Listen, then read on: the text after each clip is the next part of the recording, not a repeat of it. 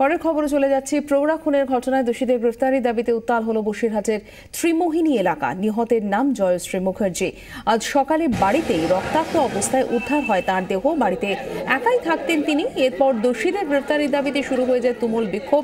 পরিস্থিতি সামলাতে নামানো হয় র্যাফ। দেহটি ময়নাতদন্তের জন্য পাঠিয়েছে পুলিশ। কোনো ভারী বস্তু দিয়ে আঘাত করে বঁটি দিয়ে কুপিয়ে খুন করা হয়েছে ওই মহিলাকে প্রাথমিকভাবে অনুমান পুলিশের। বিমল বসু আমাদের সঙ্গে রয়েছেন টেলিফোন লাইনে, আমাদের প্রতিনিধি।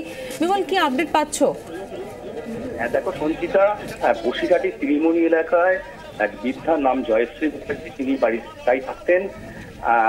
উনি খুব ভালো মানুষ ছিলেন। এলাকার বাসিন্দাদের বক্তব্য, আজকে সকালবেলা উনি ভোর ভোর উঠতেন, কিন্তু সকালবেলা প্রতিবেশীরা তাকে না দেখতে পেয়ে তাদের সন্দেহ হয়। তারা বাড়িতে ঢুকে দেখে দরজা খোলা, রক্তাক্ত অবস্থায় পড়ে আছে। এরপরে মানুষ উত্তেজিত হয়ে ওঠে, পুলিশকে খবর দিলে পুলিশ দীর্ঘক্ষণ পরে এলাকায় আসে। এলাকায় বিক্ষোভে ফেটে পড়ে মানুষ। এরপর পুলিশ এসে ঘটনাস্থলে বডি তুলে নিয়ে ময়নাতদন্তের জন্য পাঠিয়েছে। এলাকার বাসিন্দাদের অভিযোগ, বৃদ্ধার প্রচুর সম্পত্তি ছিল, যার জন্য দুষ্কৃতীরা এসে তাকে খুন করেছে। পুলিশের প্রাথমিক অনুমান যে দুষ্কৃতীরা কোনো সম্পত্তি জেরেই তাদের সঙ্গে একমত, সম্পত্তি জেরেই খুন করা হয়েছে। ধন্যবাদ বিমল বসু আমাদের প্রতিনিধি, তার সঙ্গে এতক্ষণ কথা বললাম।